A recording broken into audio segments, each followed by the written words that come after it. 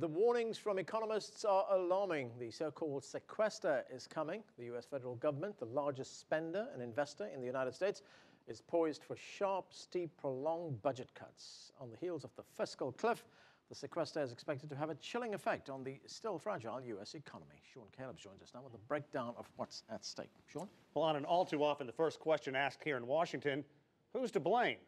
Well, it doesn't matter. One analyst summed it up well, writing about the scheduled cut, saying the sequester uses a meat cleaver when a scalpel should be used.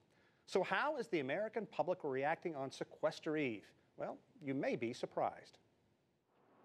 There is no way that Capitol Hill in Washington can sugarcoat this. Barring some agreement between Republicans and Democrats, deep, across-the-board financial cuts are coming. $85 billion this year alone. In education, health care, defense, bridges, and roads. If there is government funding involved, noticeable changes, cutbacks, are on their way. Members of the House and Senate just returned from a week off. So, of course, the first thing they do is race to a microphone to blame each other. Congress has the power to avoid these self-inflicted wounds. But Democrats can't do it alone. Republicans must do their part. Compromise is never easy, but surely it's better than doing nothing at all. Republicans have been calling for Democrats to work with us on the sequester over and over and over again. We're still ready to work with them to get something responsible passed.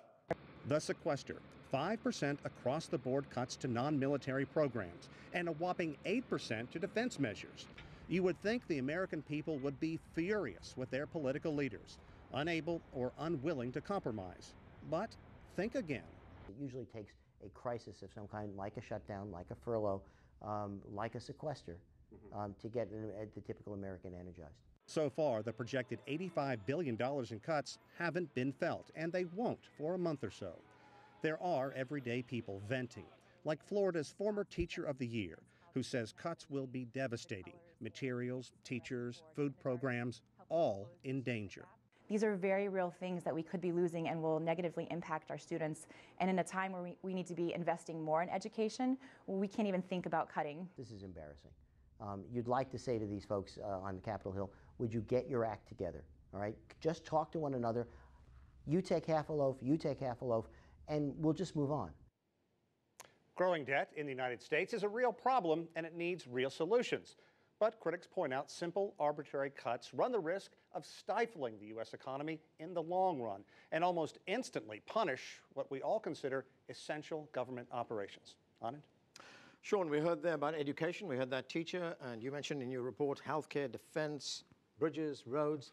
Is there anybody in the United States who has a job who's not going to be affected? Or even those who don't have a job? I really don't think so. And that is the real frightening thing. And already the IMF, other international agencies are making calculations to pare back how the U.S. economy could grow, and that's going to have a ripple effect. So this sequester, the fact Republicans and Democrats simply can't get together, it could have a punishing, chilling effect on the global economy in the long run. Okay, thanks, Sean. Sean Callebs there.